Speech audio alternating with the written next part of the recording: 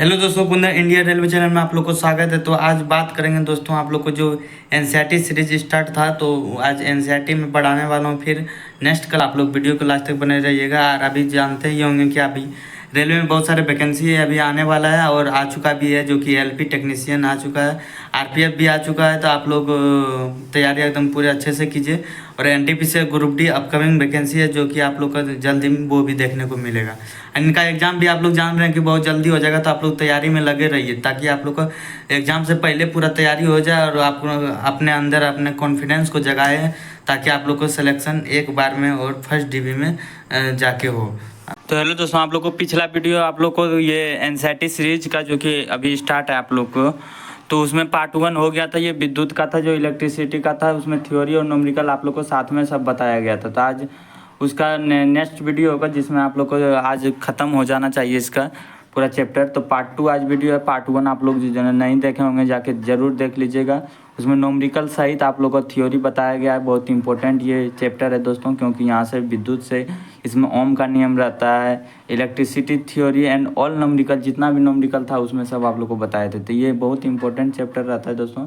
तो आप लोग railway, LP technician, group D, NTPC, RPF जो भी अभी वैकेंसी आया है, ये सब के लिए है, क्योंकि साइंस सब में लगभग एक ही रहता है दोस्तों। तो आप लोग एक बार साइंस पढ़िए और इतना सारा एग्जाम का फ़ायदा उठाइए, क्योंकि टेक्नीशियन में 40 क्वेश्चन साइंस है, तो वही एकदम same to same group D में रहता है, एलपी में वही रहता है, क्योंकि सिलेबस ही सेम टू सेम है। तो आप लोग वो वीडियो जाके ज़रूर देख लीजिएगा। और आप लोग को बहुत सारा वीडियो बना दिए हैं, जो कि फर्स्ट चैप्टर से ही स्टार्ट है। तो आप लोग जाके उसका प्लेलिस्ट बना दिए हैं, जाके देख लीजिएगा। 6-7 वीडियो लगभग हो चुका है एनसीईआरटी बुक का। तो आप लोग जो भी नहीं देखे होंगे जाके देख लीजिएगा।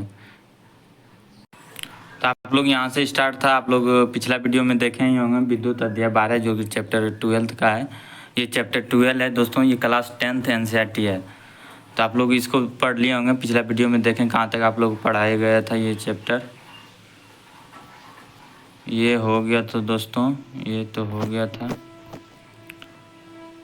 ये भी हो गया था, ये हो गया था, ये हो गया था, यहाँ तक शायद हो गया था। यहाँ तक आप लोग का चैप्टर पढ़ा दिया गया था पिछला वीडियो में ही। तो अब नेक्स्ट यहाँ से आज स्टार्ट होगा दोस्तों, जो कि प्रतिरोध के निकाय का प्रतिरोध है, प्रतिरोधकों के निकाय का प्रतिरोध है। तो आप लोग को यहाँ से आज वीडियो स्टार्ट होगा, जो कि पार्ट 2 होगा दोस्तों। तो आप लोग वीडियो में अंत तक बने रहिए और एक एक लाइन आप लोग को समझना है, क्योंकि एनसीईआरटी जब तक आप लोग को अच्छे से नहीं समझिएगा, 1-2 बार नहीं वीडियो देखिएगा। अब जब भी नहीं समझ आता तो 1-2 बार वीडियो देखिए, क्योंकि एनसीईआरटी में उस तरह थोड़ा समझ नहीं आता है।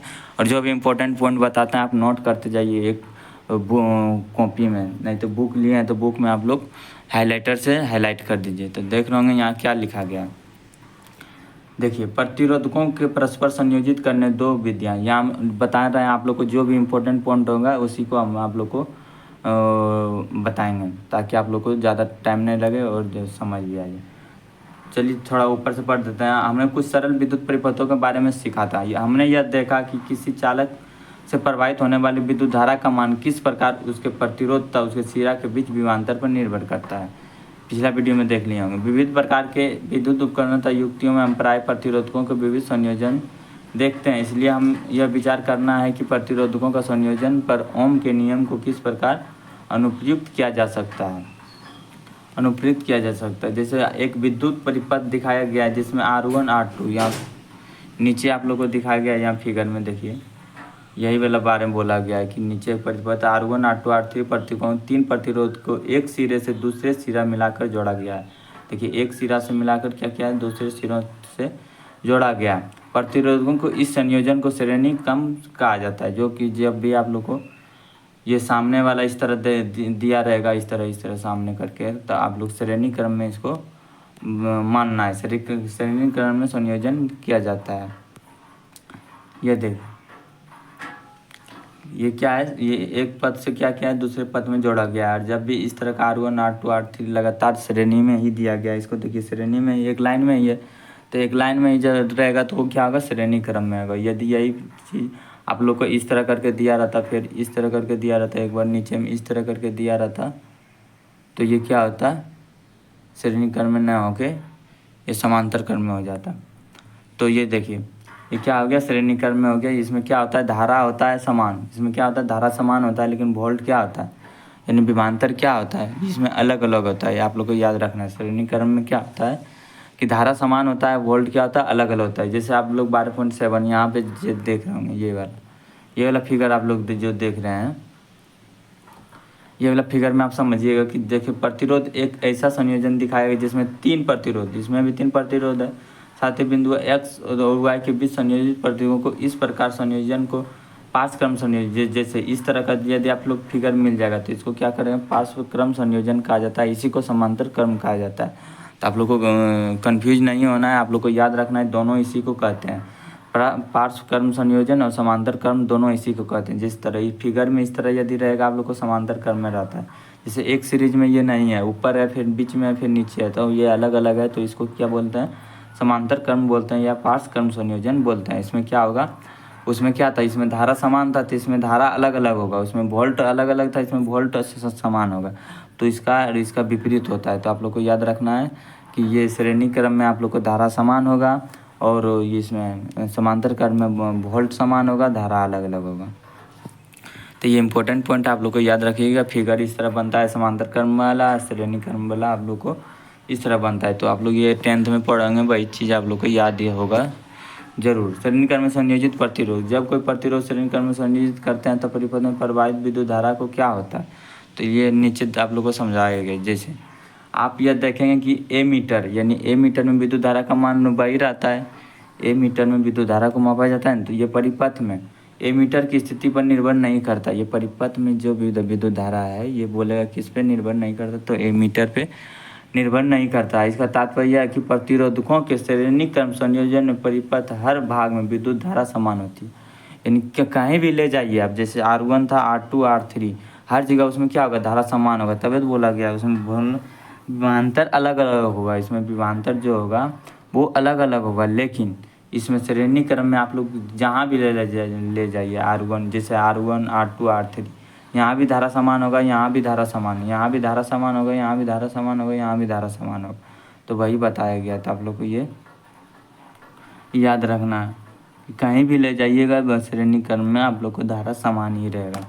परिपथ में भाग विद्युत धारा समान होती है, अर्थात प्रत्येक प्रतिरोध से समान विद्युत धारा प्रभावित होता है। जितना प्रतिरोध है, जितना R1, R2, R3 जितना भी प्रतिरोध है उसमें बोलेगा क्या, धारा समान होगा या अलग अलग होगा, तो प्रत्येक प्रतिरोध से समान विद्युत धारा प्रभावित होता है श्रेणी क्रम में। बहुत इंपॉर्टेंट है ये, आप लोग को याद रखना है। अब नीचे चलते हैं, आप लोगों को क्या बताया गया है, ये आप लोग यदि पढ़ना चाहते हैं तो बीच वाला पढ़ लीजिएगा। मैं अभी थोड़ा इस तरह है, या वीडियो रोक के पढ़ लीजिएगा। इसको भी आप यदि पढ़ना चाहते हैं तो आप वीडियो रोक के पढ़ लीजिएगा। जैसे आप लोग को यहाँ देख रहे होंगे कि आप यह देखेंगे विभवांतर भी N3 विभवांतर V1, V2, V3 के योग के बराबर, अर्थात प्रतिरोध को श्रेणी क्रम में संयोजन के सिरों के बीच कुल विभवांतर विशिष्ट प्रतिरोधकों के विभवांतर के योग के बराबर होता है। तो V बराबर के V1 प्लस V2 V3 कर दिया, योग के बराबर होता है बोल रहा है। उसके बाद नीचे क्या किया है, लिखा गया प्रवाहित विद्युत धारा I, तब प्रत्येक प्रतिरोध से प्रवाहित विद्युत धारा I है। श्रेणी क्रम में जुड़े इन 3 प्रतिरोधकों को एक ऐसे तुल्य एकल प्रतिरोधक जिसका प्रतिरोध R है के द्वारा प्रतिस्थापित करना संभव है, जिसे परिपथ में जोड़ने पर इसके सिरों पर प्रतिरोध भी तथा परिपथ में प्रवाहित विद्युत धारा I वही रहती है। समस्त परिपथ ओम के नियम अनुप्रयुक्त करने पर हमें प्राप्त होता है। इससे ही प्राप्त होता है कि फार्मूला होता है ओम के नियम से क्या प्राप्त है, ओम के नियम से V बराबर क्या होता है, फार्मूला IR होता है, तो यहीं से प्राप्त होता है। तो आप लोग को ये बोला गया है कि धारा वही रहता है और प्रतिरोध भी परिपथ में धारा वही रहता है जोड़ने पर, तो इसी कारण भी बराबर विभवांतर बराबर धारा हो गया। ऐसे में बोलता है भी समानुपाती I, जब धारा बढ़ेगा तो वोल्ट भी बढ़ेगा, यानी विभवांतर भी बढ़ेगा, विभवांतर बढ़ेगा तो धारा भी बढ़ेगा। तो यहीं से ये फिगर बनता है।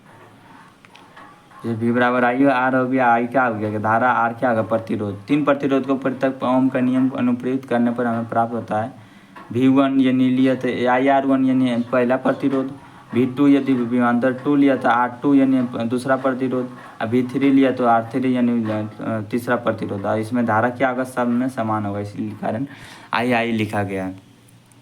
तो इससे समीकरण क्या बनता है, RS, मतलब RS से डायरेक्ट ये हो गया डायरेक्ट फार्मूला है। ये श्रेणीकरण में बोलेगा समतुल्य प्रतिरोध क्या होगा, समतुल्य प्रतिरोध क्या होगा, यदि बोलेगा कि जैसे आप लोग को फिगर दे दिया जाएगा उसमें बोलेगा समतुल्य प्रतिरोध क्या होता है, आर एस बराबर जितना भी R1 plus R2 plus R3 dot dot dot dot जितना भी आप लोग को प्रतिरोध दिया रहेगा सबको श्रेणीकरण में जोड़ देना है सामने करके। तो इस प्रकार हम यह निष्कर्ष निकाल सकते हैं कि जब बहुत से प्रतिरोधक श्रेणीकरण में संयोजित होते हैं तो संयोजन का कुल प्रतिरोध R1 R2 R3 के योग के बराबर होता है। तो इस प्रकार संयोजन का प्रतिरोध किसी भी विशिष्ट प्रतिरोधक के प्रतिरोध से अधिक होता है। किसी भी क्या बोला गया है इंपॉर्टेंट सुनिए, कुल प्रतिरोध इतना होता है और इस प्रकार संयोजन का प्रतिरोध किसी भी विशिष्ट प्रतिरोधक के प्रतिरोध से अधिक होता है, हमेशा ये अधिक होगा। तो आप लोग को ये फार्मूला रखना है कि समतुल्य प्रतिरोध आर एस बराबर क्या होता है, R1 plus R2 dot dot dot dot जितना प्रतिरोध रहेगा सबको जोड़ना है।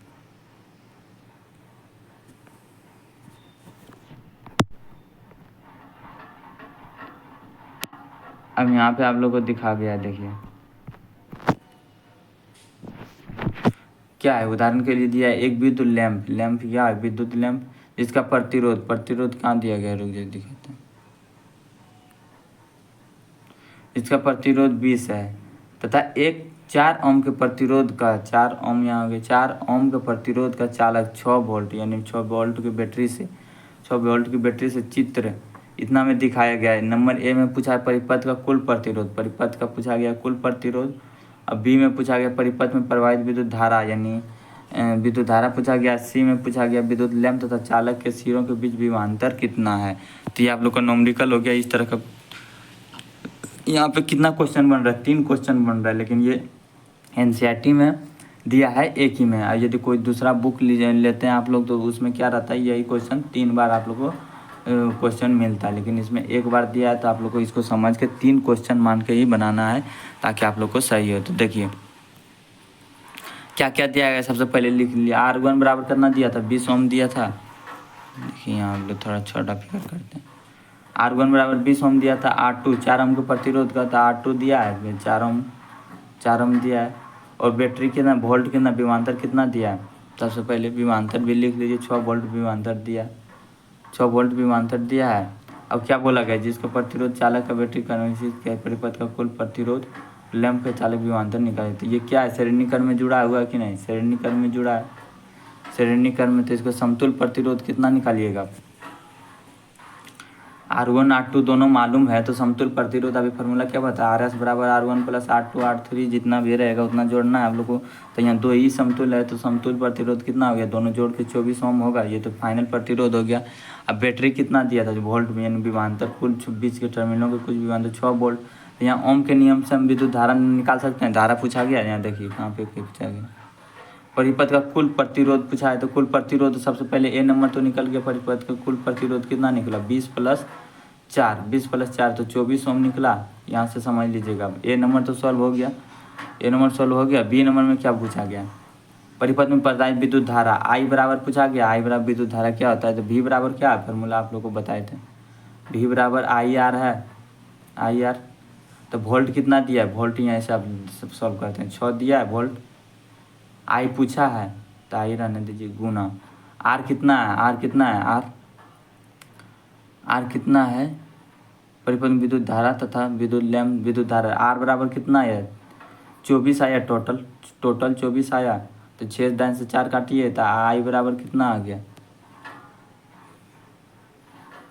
आई बराबर 1.1 बटे कितना आ गया, रुक जा आई बराबर कितना आ गया, जब 6 से काटें तो 1 बटे 6 चौक 24, 4 आया 0.425 होगा, 0.225 होगा, 0.25। तो इसका ये हो जाएगा जी। चलिए दिखाते हैं आप लोग को, देखिए 0.25 आ गया। इसमें विद्युत धारा एम्पियर 0.25 धारा, क्योंकि टोटल उतना था। उसके बाद क्या पूछा गया, उसके बाद सी नंबर में क्या पूछा था, आप लोग को या समझ आया कि नहीं, बी नंबर वाला समझ गए होंगे तो ठीक है। तो भी बराबर एकदम फार्मूले पे ही जाइए ना, आई भी बराबर आई आ रहा होता है। भी का मान कितना दिया, 6 दिया है। आई का मान कितना है, आई पूछ ही रहा है, गुना आर। समतुल्य प्रतिरोध कितना है, तो 4 ओम और 20 ओम के जोड़ पे 24। तो ये 24 इधर जाएगा, 6 बटे 24 होगा, बराबर में आई होगा। तो 1 बटे कितना 4 होगा, तो 4 से 1 में भाग दीजिएगा तो कितना 0.25 आएगा एम्पियर। तो वही आएगा। सी नंबर में क्या पूछा, विद्युत लैंप तथा चालक के सिरों के बीच विमांतर परिकलित कीजिए। तो विमांतर परिकलित करने के लिए आप लोगों को क्या करना पड़ेगा, V बराबर क्या होता है, V बराबर IR होता है, IR। तो V का मान निकालना है, तो I का मान कितना आया था 0.25, और R समतुल प्रतिरोध कितना आया था, जो किसमें पूछा गया, रुक जा ये देखना पड़ेगा, अलग अलग पूछा है क्या। हाँ, विद्युत लैंप तथा चालक के सिरों के बीच, यानी अलग अलग पूछा, विद्युत लैंप तथा चालक के बीच। तो एक बार हम लोग को क्या लेना पड़ेगा, सी नंबर मान ले सॉल्व कर, V बराबर IR। तो V निकालना, I कितना आया था 0.25 गुना R अलग अलग पूछा, तो 20 से गुना करने में पड़ने पर आ जाएगा इसमें 100 5 तो 5 वोल्ट आ जाएगा, 5 वोल्ट। एक में आएगा 5 वोल्ट, और दूसरा में सेकंड नंबर में क्या आ गया, दूसरा यदि हम निकालना है तो I लेना है 0.25 और R सिर्फ चेंज करना है, R कितना 4 ओम लेना है। तो यहाँ कितना आ जाएगा 25, एक वोल्ट आ जाएगा यहाँ पे। तो आप लोग को देखिए नीचे क्या सॉल्व किया है, तो देखिए 5 वोल्ट आ गया और 1 वोल्ट आ गया। तो चालक के सिरों के बीच विभवांतर 1 वोल्ट था और लैंप के बीच विभवांतर था 5 वोल्ट। तो आप लोग को इस तरह से सॉल्व करना है। आप लोग को ये इंपॉर्टेंट 3 क्वेश्चन यहाँ से बन रहा था, बहुत इंपॉर्टेंट न्यूमेरिकल था। उसके बाद नेक्स्ट में चलते हैं। तो भाई न्यूमेरिकल आगे भी सॉल्व किया है, इतना धारा प्रवाहित होगा, स्थूल प्रतिरोध R होगा, तो R बराबर V बटे I ले आया। तो यहाँ भी 24 ओम आया, वहाँ भी 24 ओम आया था, यानी इस तरह सॉल्व की जाए उस तरह। तो श्रेणी परिपथ का कुल प्रतिरोध ये दोनों प्रतिरोध के योग के बराबर होता है। ये क्वेश्चन आप लोग को बना लेना है, किसी परिपथ का और एक 2 वोल्ट के लिए इतना खींचा गया है, जो कि श्रेणी क्रम में, तो आप लोग बन ही जाएगा। दूसरा नंबर भी आप लोग बना लीजिएगा, जो कि वोल्टमीटर में दिया गया है। अब नेक्स्ट में चलते हैं।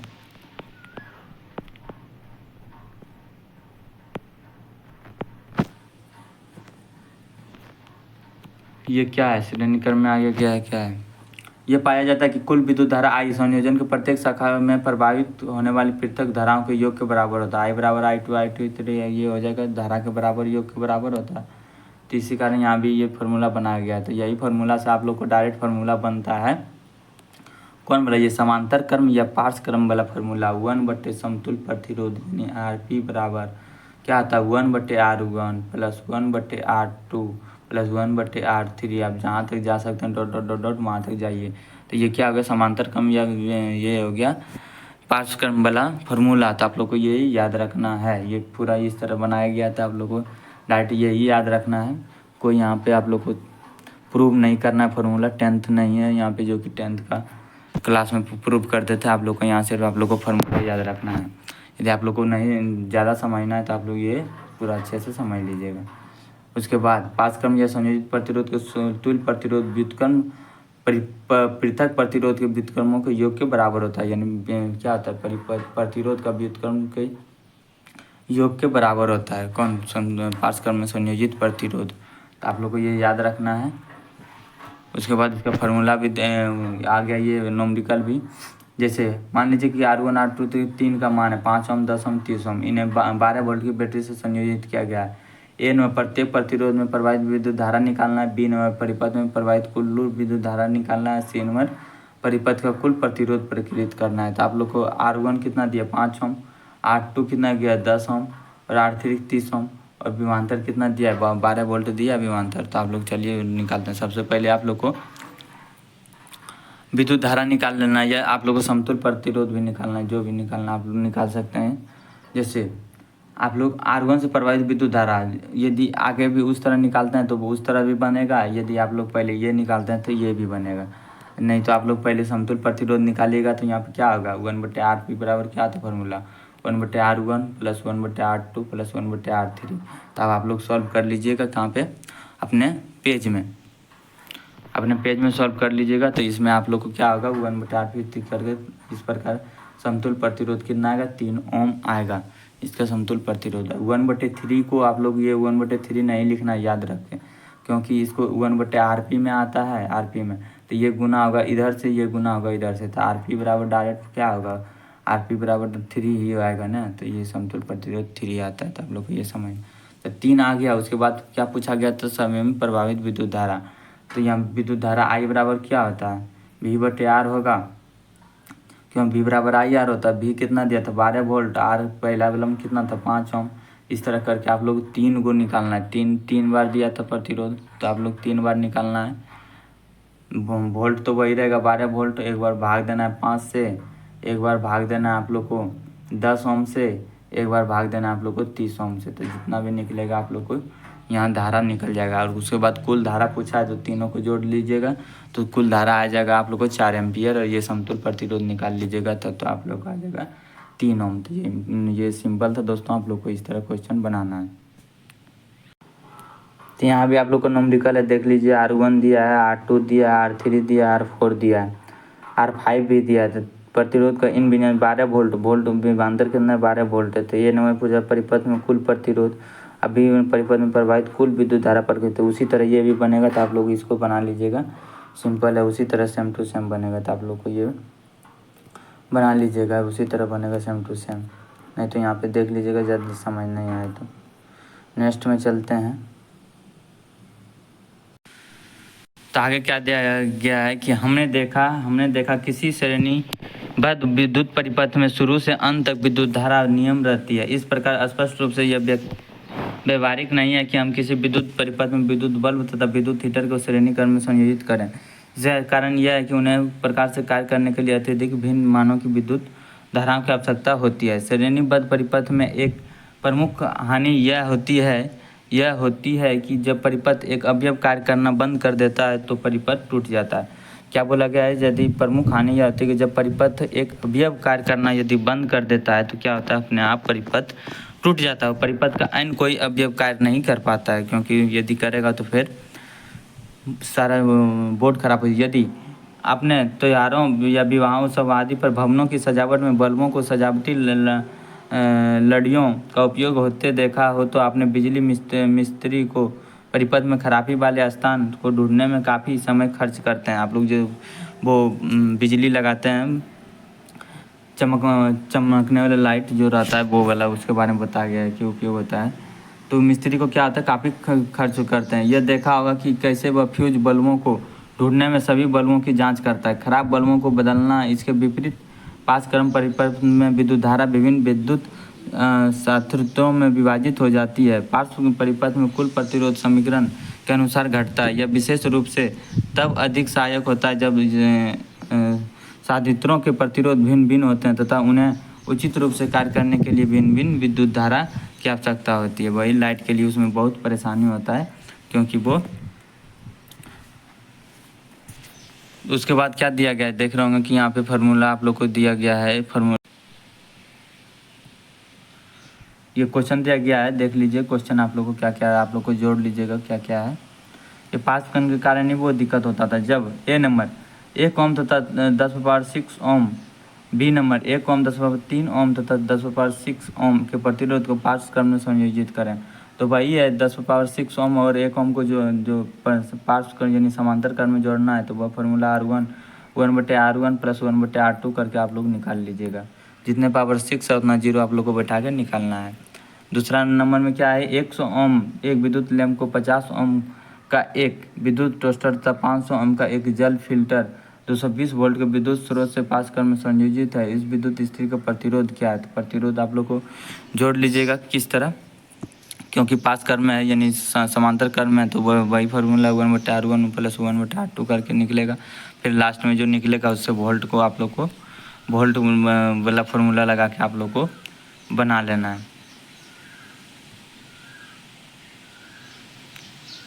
उसको बना लीजिएगा तो वोल्ट बराबर फिर विभवांतर बराबर आप लोग को जितना आएगा उसका आर का मान भर दीजिएगा, फिर वहाँ पे आप लोग को ये धारा भी निकल जाएगा। तो इस तरह ये बन जाएगा आप लोग को। नंबर 3 में आप लोग को क्या दिया है, श्रेणी क्रम में संयोजित करने का स्थान पर विद्युत युक्तियों को पास क्रम में संयोजित करने का क्या लाभ है। उसके बाद नंबर 4 में दिया 2 ओम 3 ओम तथा 6 ओम 3 प्रतिरोध किस प्रकार संयोजित करेंगे, संयोजन का कुल प्रतिरोध 4 ओम और बी नंबर 1 ओम हो।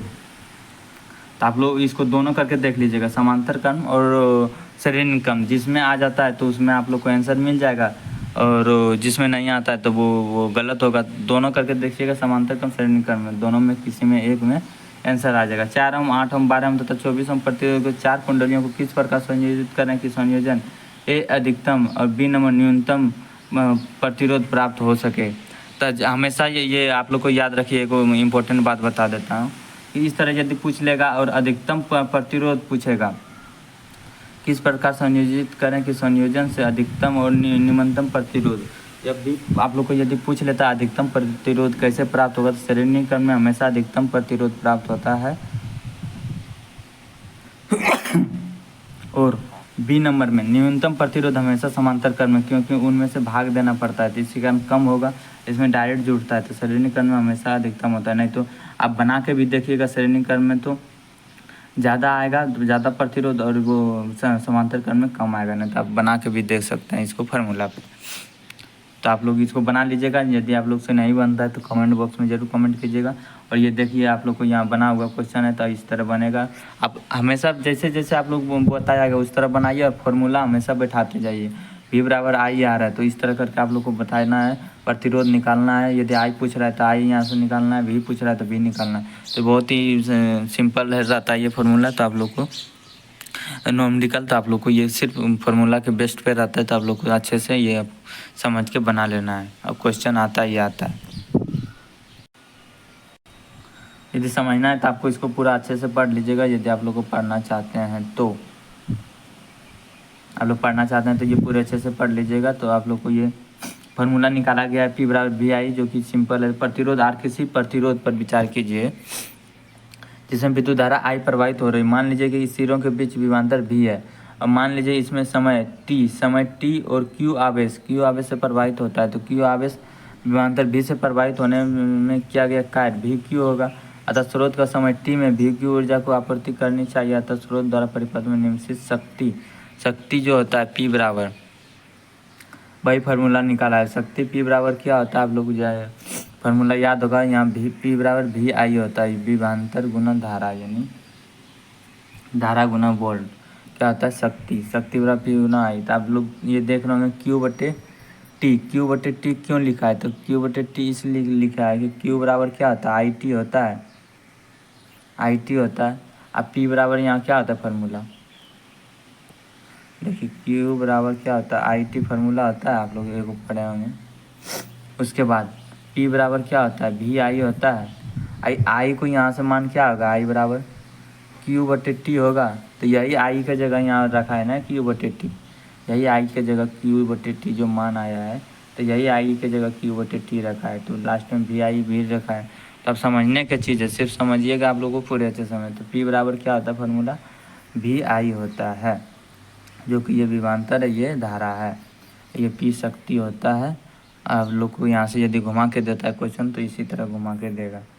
जैसे बोला गया अर्थात समय T में स्रोत द्वारा परिपथ में प्रदान की गई ऊर्जा P गुना T जो VIT के बराबर है। स्रोत द्वारा खर्च की जाने वाली इस ऊर्जा को क्या होता है, इस ऊर्जा को रूप में प्रतिरोध में क्षयित हो जाती है। इस प्रकार किसी अस्थायी विद्युत धारा I द्वारा समय T में उत्पन्न ऊष्मा की मात्रा है, जो कि हीट पूछता है। ये अच्छा क्वेश्चन है, ये जो कि हीट ऊष्मा बराबर फार्मूला होता है, इंपॉर्टेंट है, याद रखिएगा। H बराबर इसका H बराबर हीट बराबर पूछ देगा कि ऊष्मा बराबर क्या होता है VIT होता है। क्या होता है VIT होता है, VIT। यहीं से आप लोग को पूरा फार्मूला बनता है किस पे, H बराबर क्या होता है VIT होता है। H बराबर VIT, तो H बराबर आई स्क्वायर RT कैसे बना, आप लोग को देखिए मैं बताता हूँ। IR स्क्वायर T कैसे बना, H बराबर VIT होता है। देखिए कैसे बन रहा है, H बराबर VIT मेन फार्मूला, ये क्या है मेन फार्मूला है। अब V बराबर क्या पढ़े था अभी पिछला वीडियो में, V बराबर IR होता है। V बराबर तो V के जगह आप I रखिए, IR गुना IT। तो I दो गो है तो I स्क्वायर, एक R है T है, तो क्या हुआ I स्क्वायर RT हुआ। तो ये सिंपल रहता है, दोस्तों खाली यहाँ पे V का मान रख दिया है, कभी I का मान भी रख देगा, कभी V और I का मान कुछ रख देगा, तो यहाँ से फार्मूला बन जाता है। तो ये मेन फार्मूला ये है, यहीं से आप लोग अलग अलग फार्मूला बना सकते हैं। तो ओम के नियम के अनुसार लागू करने पर हमें ये प्राप्त होता है, बोल रहा है एच बराबर आई स्क्वायर आर टी। इसे क्या बोलते हैं, इसे जूल का तापन नियम कहते हैं। इंपॉर्टेंट है, जूल का तापन नियम भी इसे कहते हैं। इस नियम से यह स्पष्ट है कि किसी प्रतिरोध में उत्पन्न होने वाली ऊष्मा दिए गए प्रतिरोध में प्रवाहित होने वाली विद्युत धारा के वर्ग के अनुक्रमानुपाती होते हैं। विद्युत धारा के वर्ग के अनुपाती होती है। दी गई विद्युत धारा के लिए प्रतिरोध के अनुक्रमानुपाती तथा उस समय के अनुक्रमानुपाती होती है। समय का भी अनुक्रमानुपाती है और धारा का भी अनुक्रमानुपाती है, प्रतिरोध का भी अनुक्रमानुपाती, सबका अनुक्रमानुपाती है ना। सामने गुना हो रहा है, पते में तो कुछ है नहीं। इसके लिए प्रतिरोध से विद्युत धारा प्रवाहित होती है। व्यवहारिक परिस्थितियों में जब एक विद्युत सांद्रता को किसी ज्ञात वोल्टता स्रोत से संयोजित करते हैं, संबंध में I बराबर V/R द्वारा उस सादृश्य से प्रवाहित विद्युत धारा परिकलित करने के पश्चात समीकरण इतना में जो दिखाया गया, ये वाला जो दिखाया गया इसी का बारे में बोल रहा है। तो आप लोग को ये समझ आ गया होगा ये फार्मूला कहाँ से बना है। और ये अनुक्रमानुपाती होता है क्योंकि H बराबर सब समानुपाती है, I भी है, R भी है, T भी है, तो सब क्या है समानुपाती यानी अनुक्रमानुपाती है। अब यहाँ पे फार्मूला आ गया, जैसे किसी विद्युत स्थिति में अधिकतम तापन कितना 840 वोल्ट की दर से ऊर्जा उपयुक्त होती है, 360 वोल्ट की दर से उस समय उपयुक्त होती है जब तापमान की दर न्यूनतम है। यदि विद्युत स्रोत की वोल्टता 220 वोल्ट है तो दोनों उपकरणों विद्युत धारा तथा प्रतिरोध का मान परिकलित कीजिए। यानी विद्युत धारा भी पूछ रहा है, प्रतिरोध भी पूछ रहा है, तो दोनों पूछ रहा है। तो क्या होता है फार्मूला, सबसे पहले क्या क्या दिया है सब पहले लिखिए। सबसे पहले क्या दिया था, P बराबर कितना दिया था 840 वोल्ट, 840 वाट दिया था, 840 वाट। और V बराबर कितना 220 वोल्ट। तो विद्युत धारा पूछा है, विद्युत धारा P बराबर क्या होता है VI। तो विद्युत धारा पूछा I बराबर क्या होगा P/V। P का मान कितना दिया था 840, V का मान कितना दिया 220, दोनों से भाग दीजिएगा कितना निकला 3.82 एम्पियर। तो हो गया। अब प्रतिरोध पूछा, प्रतिरोध क्या होता है V बराबर फार्मूला IR। तो V दिया है 220, I कितना आया था 3.28, भाग दीजिएगा क्या निकलेगा R निकलेगा। ये सिंपल है, खाली आप लोग को फार्मूला आप लोग को याद रहना चाहिए। जब तापमान की दर न्यूनतम हो, न्यूनतम है तब करना दिया था वोल्ट 360 वाट दिया था न्यूनतम जब है, तो वही फार्मूला सेम टू सेम लगाइए, बन जाएगा। फिर दोनों एकदम सेम टू सेम है, सिर्फ एक जगह 360 है, एक जगह 840 में बैठाना है। तो सिंपल रहता है दोस्तों, आप लोगों को घबराने की ज़रूरत नहीं है। न्यूमेरिकल भी सिंपल, खाली आप लोगों को फार्मूला जितना याद रखिए आप लोगों को क्वेश्चन सब बन जाएगा। किसी 4 ओम प्रतिरोध से प्रति सेकंड 100 जूल ऊष्मा उत्पन्न हो रही है, तो प्रतिरोध के सिरों में विभवांतर ज्ञात कीजिए। तो विभवांतर ज्ञात करने के लिए क्या क्या दिया गया है यहाँ, सबसे पहले आप लोग को याद रखना है। सबसे पहले आप लोग को प्रतिरोध R दिया है 4 ओम, H दिया है कितना 100 जूल, ऊष्मा दिया है तो 100 जूल ही होगा ना। 4 ओम प्रति सेकंड, टाइम भी दिया है 1 सेकंड, T बराबर प्रति सेकंड है तो टाइम 1 सेकंड। तो क्या क्या हम लोग को RHT, तो एक फार्मूला पढ़े थे H बराबर VIT।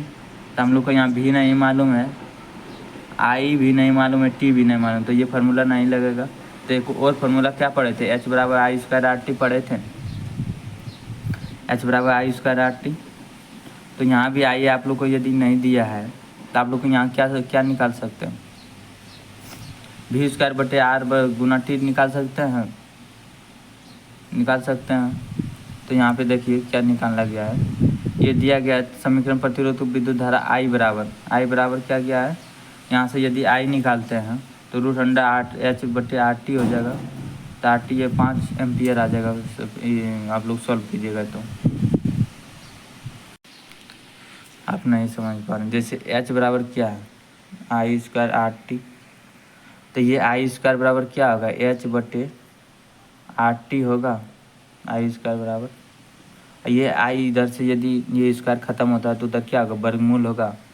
तो H बराबर क्या दिया था 100 बटे R का मान कितना था प्रतिरोध 4 गुना टाइम कितना था 1, 4 दान से 25, तो I का मान कितना आ गया 25 को वर्गमूल में निकाले 5 एम्पियर आ गया। तो यही निकाला गया, आप लोग समझ लीजिए 5 एम्पियर यही निकाला गया, जैसे अभी तो आप लोगों को बताएं। उसके बाद क्या कि विमांतर भी पूछा, भी आई आर होता है तो आई कितना 5 एम्पियर, आर कितना 4 ओम, तो 20 वोल्ट हो गया। तो सेम टू सेम यही था, आप लोग सिर्फ समझना है थोड़ा।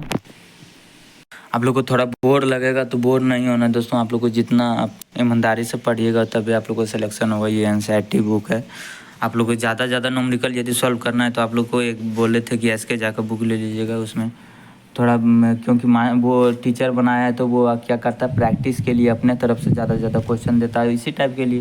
यहाँ सिर्फ यदि आप लोग को 20 ओम है तो वहाँ 25 ओम, 30 ओम, 40 ओम, 50 ओम, सेम टू सेम। तो कॉन्सेप्ट तो यही रहेगा। तो यही बोलते हैं कि यदि आप लोग को ज़्यादा प्रैक्टिस करना है तो आप लोग ज़रूर ले लीजिएगा बुक। इसमें देखना होंगे कि 1 से 2 क्वेश्चन दिया रहता है और ज़्यादा क्वेश्चन नहीं रहता है। तो सेम टू सेम क्वेश्चन ये सबसे यहाँ से पूछता है आप लोग को रेलवे।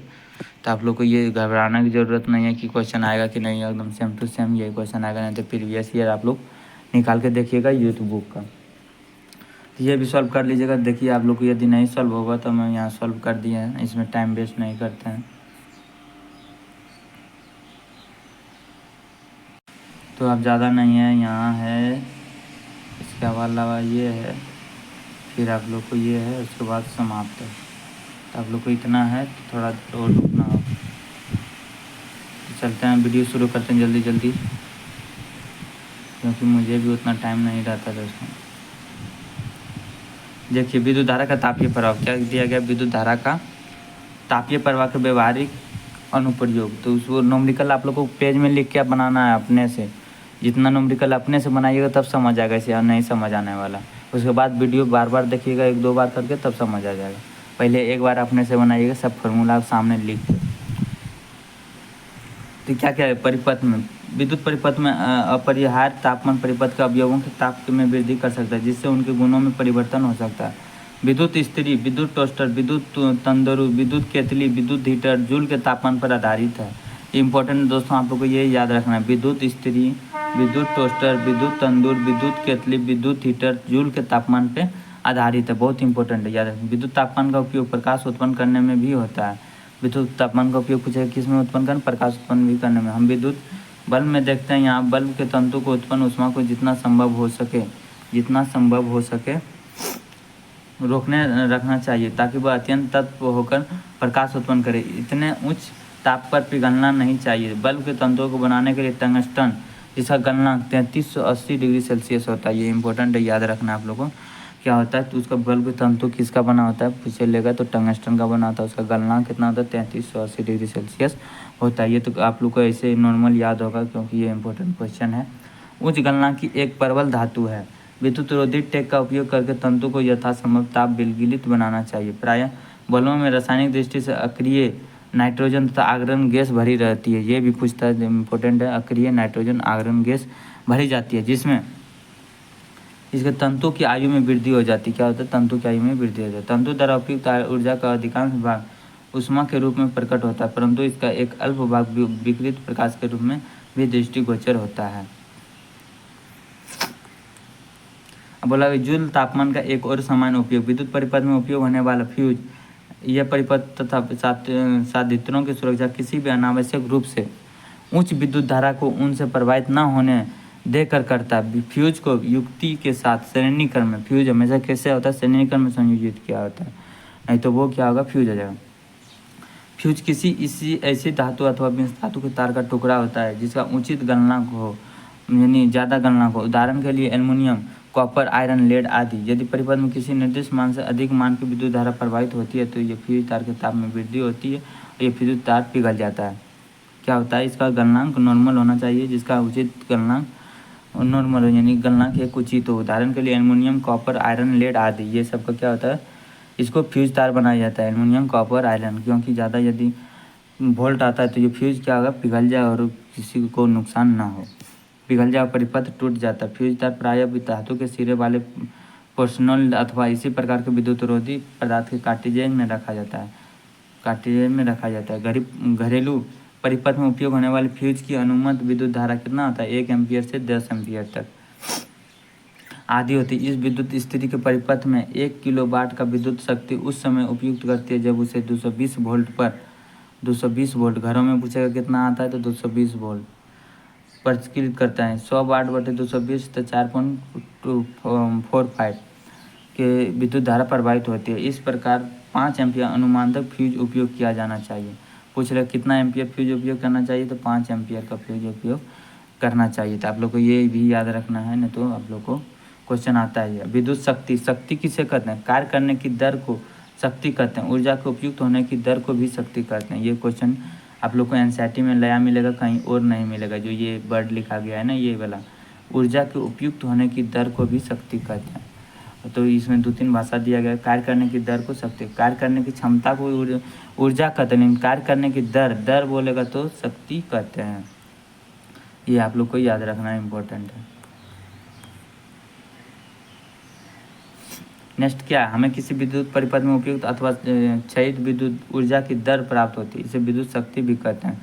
यहाँ भी एक आप लोग को परिभाषा बन जाएगा, तो ये परिभाषा का भी उल्टा करके पूछता ही है, तो आप लोग को ये परिभाषा तीनों याद रखना। किसी विद्युत परिपथ में उपयुक्त अथवा क्षयित विद्युत ऊर्जा की दर प्राप्त होती है, इस विद्युत शक्ति भी कहते हैं।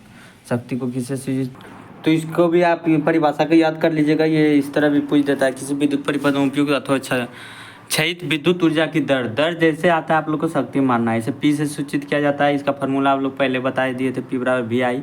अभी आई के जगह बहुत सारे फार्मूला आप लोग बना सकते हैं। पी बराबर आई स्क्वायर आर, पी बराबर वी स्क्वायर बटे आर। कैसे हुआ? क्योंकि वी बराबर क्या होता है? आई आर होता है, आई आर होता है। तो वी के जगह यदि आप आई आर रखिएगा तो आई स्क्वायर आर ये फार्मूला बन जाएगा।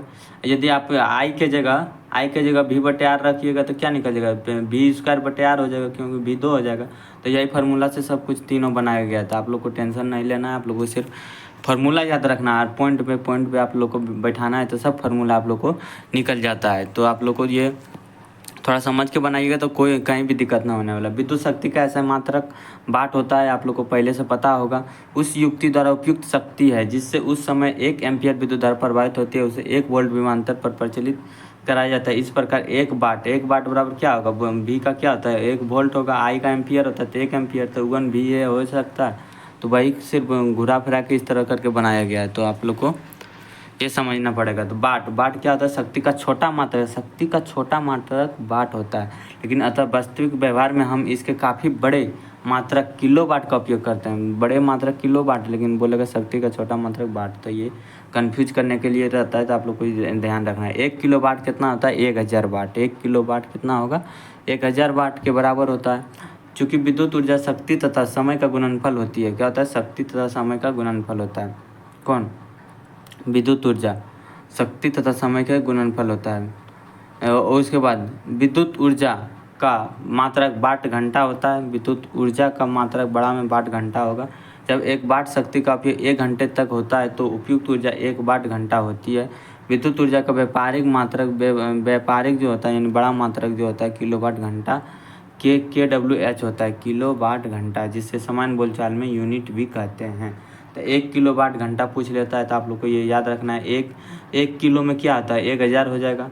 वाट गुना अब क्या होता है? घंटा आ गया, तो घंटा कितना? 3600 सेकंड बराबर 1 घंटा होता है। 3600 सेकंड को, टाइम को हमेशा सेकंड में लेते हैं, इसी कारण 3600 सेकंड लिया। तो यहाँ से क्या बन जाएगा? 3.6 गुना 10⁻6 वाट सेकंड हो जाएगा। अब यही वाट सेकंड को हम लोग क्यों लिख सकते हैं? जूल लिख सकते हैं। जूल लिख सकते हैं कि नहीं वाट सेकंड को? तो वाट सेकंड को हम लोग जूल लिख सकते हैं। तो आप लोग को इस तरह याद रखना, 3.6 गुना 10⁻6 जूल। यदि आप लोग को पॉइंट में नहीं दिया रहेगा, 36 गुना 10⁻5 जूल भी हो सकता है। तो आप लोग को इस तरह करके याद रखना, ये इंपॉर्टेंट है। उसके बाद देख रहे होंगे यहाँ क्या लिखा गया कि बहुत से लोग सोचते हैं कि किसी विद्युत परिपथ में इलेक्ट्रॉन उपयुक्त होते हैं। यह गलत है। विद्युत परिपथ में इलेक्ट्रॉन नहीं होता, लेकिन विद्युत धारा में इलेक्ट्रॉन होगा, यह गलत है। हम विद्युत बोर्ड अथवा विद्युत कंपनी को विद्युत बल्ब, विद्युत पंखे तथा इंजन आदि जैसे विद्युत साधित्रों से इलेक्ट्रॉन की गति देने के लिए प्रदान की जाने वाली विद्युत ऊर्जा का भुगतान करते हैं। हम अपने द्वारा उपयुक्त ऊर्जा के लिए भुगतान करते हैं। हम यहाँ पे आ गया न्यूमेरिकल। कोई विद्युत बल्ब 220 वाट के जनित से संयोजित है। यदि बल्ब इतना एम्पियर विद्युत धारा प्रवाहित होती है तो बल्ब का शक्ति क्या होता है? शक्ति बराबर पी बराबर क्या आप लोग बता? पी बराबर वी आई होता है। पी बराबर वी आई, तो पी बराबर वी आई होता है। वी का मान कितना है? 220 वोल्ट। आई का मान कितना है? तो यहाँ तुरंत निकल जाएगा 110 वाट। अब यहाँ से देखिए, 400 वाट अनुमत कोई विद्युत रेफ्रिजरेटर 8 घंटे पर दिन चलाया जाता है। अभी गर्मी का समय है तो आप लोग का घर में भी निकाल सकते हैं इस तरह का। जैसे 400 वाट का कोई अनुमत कोई विद्युत रेफ्रिजरेटर है, इसे 8 घंटा आप यदि चलाते हैं और 3 रुपये यूनिट इसका प्रति किलोवाट घंटा की दर से इसे 30 दिन तक चलाएं, यानी 3 यूनिट से आप लोग को बिजली बिल लग रहा है।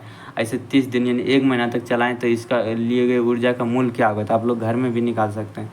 जैसे 30 दिन में रेफ्रिजरेटर द्वारा उपयोग कुल ऊर्जा क्या होगा, 400 वाट कितना घंटा चला, 8 घंटा कितना दिन चलाएं, 30 घंटा, तो टोटल कितना 96,000 वाट घंटा हो गया। ये मतलब टोटल निकला। आप लोग 400 वाट तो जला ही रहे हैं और उसको 8 घंटा जला रहे हैं, 30 दिन तक जला रहे हैं, तो टोटल निकलेगा कि आप लोग कितना वाट घंटा जला रहे हैं, तो क्या होगा 96,000 वाट घंटा। इसी को यदि आप शॉर्ट में लिखिएगा तो किलो को के डिपेंड करता है, के से रिलेट करते हैं, तो 96 के किलोवाट घंटा हो गया। अब इस प्रकार 30 दिन तक रेफ्रिजरेटर को चलाने में उपयुक्त कुल ऊर्जा का मूल्य पूछ रहा है, तो मूल्य कितना हो जाएगा। अब 96,000 किलोवाट घंटा था, उसको क्या बोला था 3 रुपये प्रति किलोवाट घंटा, 3 रुपये, तो किलोवाट घंटा की जगह पूरे देखिए 3 रुपये प्रति किलोवाट घंटा, तो किलोवाट घंटा की जगह पूरा 3 हो जाएगा, तो 96 गुना कितना होगा 3 हो जाएगा, क्योंकि किलोवाट घंटा दिया प्रति किलोवाट घंटा, तो 96 गुना 3 कीजिए 288 रुपये आप लोग को 1 महीना में बिजली बिल आएगा। तो इस तरह आप लोग घर में भी निकाल सकते हैं, जिस तरह आप लोग यदि कोई चीज़ चलाते हैं। तो आपने क्या सीखा, यहाँ पे दिया गया है कि आपने क्या सीखा, तो आप लोग को ये अच्छे से पढ़ना है, एक लाइन पढ़ना, आप लोग को यहाँ से पूरा रिवीजन हो जाएगा। मैं उतना टाइम नहीं देता हूँ इसमें, आप लोग पढ़ लीजिएगा पूरे अच्छे से, क्योंकि आप लोग जितना भी पीछा आप तक वीडियो पढ़े होंगे पार्ट 1 पार्ट 2, तो सारा रिवीजन हो जाएगा यहाँ पे। जहाँ भी कंफ्यूज होगा तो आप लोग को यहाँ पे पूरे अच्छे से समझ भी आ जाएगा। तो आप लोग इसे पढ़ लीजिएगा। मैं यहाँ रोक देता हूँ, न्यूमेरिकल भी दिया गया है, तो न्यूमेरिकल भी आप लोग को बना दिए हैं ऊपर में। आप ध्यान से देख के वीडियो रोक के आप देख लीजिएगा। ये क्या हो गया, पार्श्व क्रम या समांतर क्रम का लिए हो जाएगा। इसके देख रहे होंगे यहाँ पे फिर दिया है, विद्युत शक्ति वाला दिया है, तो आप लोग इस तरह करके पूरे अच्छे से देख लीजिएगा। अब यहाँ अभ्यास के लिए है, तो आप लोग इसे भी देख लीजिएगा। यहाँ देख रहे होंगे सब पूरा क्वेश्चन है, तो इसमें सब आंसर आप लोग को मार दिए हैं। आप लोग आंसर इसे अच्छा से देख लीजिएगा। जो भी न्यूमेरिकल है उसके न्यूमेरिकल भी बना दिए हैं, तो आप लोग यहाँ पे अच्छे से वीडियो रोक के न्यूमेरिकल भी आप लोग को देख लेना है कि कैसा आप लोग को न्यूमेरिकल बनाना है। तो उसके बाद नेक्स्ट में चलते हैं। यहाँ भी देख रहे होंगे 7 नंबर से है, तो आप लोग इसको वीडियो रोक के आप लोग देख लीजिएगा। तो यहीं तक था आज वीडियो दोस्तों। देख रहे हो नीचे भी हम वीडियो बनाए, जो भी न्यूमेरिकल था उसका नंबर लिखा हूँ, तो आप लोग इसको अच्छे से देख के भी आप लोग भी न्यूमेरिकल सॉल्व कर लीजिएगा, क्योंकि टाइम ज़्यादा ले रहा है। अभी लगभग 50 मिनट लगभग हो रहा है, तो आप लोग इसको भी बना लीजिएगा। यहाँ पे 16 नंबर 17 नंबर सारा न्यूमेरिकल में बना दिया हूँ। उसी टाइम जब हम तैयारी करते थे उसी समय बनाए थे, तो आप लोग को कहीं दिक्कत नहीं होने वाला। एक लाइन आप लोग को पूरा समझाएं, एक न्यूमेरिकल आप लोग को पूरा कॉपी बुक में ही बनाया, कहीं पे कॉपी का ज़रूरत मुझे नहीं पड़ा। आप लोग को बुक में सारा कुछ दिया, एक लाइन हाईलाइटर किया जो भी इम्पोर्टेंट है। अब नोट्स की तरह ये आप लोग का वीडियो है दोस्तों, तो आप लोग नोट्स भी बना सकते हैं अपने कॉपी में लिख के, बुक में लिख के, यदि बुक है तो आप लोग इस तरह वीडियो देखने के लिए चैनल को सब्सक्राइब जरूर कर लीजिएगा। चैनल को सब्सक्राइब करने हम नहीं बोलते हैं, क्योंकि ज़्यादातर आप लोग को यदि ज़रूरत होगा तो अपने मन से ही कीजिएगा। वीडियो लाइक कर लीजिएगा, एक लाइन देखिएगा। आप लोग को बीच में ही छोड़ के भागते हैं तो वीडियो बनाने में मेहनत लगता है दोस्तों, क्योंकि एनसीईआरटी सीरीज आप लोग को कहीं जल्दी मिलेगा नहीं इस तरह एक लाइन पढ़ाने वाला और इम्पोर्टेंट टॉपिक पॉइंट पढ़ाने वाला। तो आप लोग वीडियो पूरे अच्छे से देख लीजिएगा। और जो भी स्टूडेंट को कहीं भी प्रॉब्लम है, सारा वीडियो बना हुआ है। साइंस का से पढ़ना है, ऑनलाइन टीचर का कहाँ से पढ़ना है, टेक्स्ट बुक आप लोग ऑनलाइन टेस्ट जरूर मारिए टेक्स्ट बुक में जाके। टेक्स्ट बुक आप लोग अभी तक नहीं लिए हैं तो उसे ज़रूर ले लीजिए। उसमें आप लोग को ऑफ़र भी अभी चल रहा है, तो ऑफ़र में आप लोग को अभी ऑफ़र चल रहा है। आप लोग कूपन कोड ये ज़रूर यूज कर लीजिएगा दोस्तों, ताकि आप लोग को 12% डिस्काउंट मिल जाएगा दोस्तों। JQXKHX ये कूपन कोड है। आप लोग को ये कूपन कोड आप लोग को ये टाइप करना वहाँ पे, एक बार में ये आप लोग को सेलेक्ट हो जाता है दोस्तों।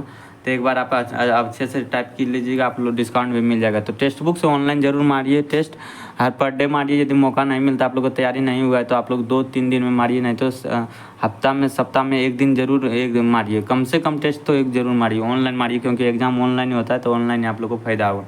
टेक्स्ट बुक का ही जस्ट सबसे अच्छा लगता है हमको, तो आप लोग को भी जो प्लेटफॉर्म अच्छा लगे उसको लीजिए, लेकिन मुझे तो टेक्स्ट बुक ठीक लगा था। तो आप लोग कूपन कोड ये अपलोड करके आप लोग अप्लाई करके आप लोग टेक्स्ट बुक को ले लीजिएगा पास। तो थैंक यू दोस्तों, जय हिंद जय भारत। आप लोग को वीडियो कैसा लगा कमेंट बॉक्स में ज़रूर कमेंट कीजिएगा। वीडियो को अंत करते हैं।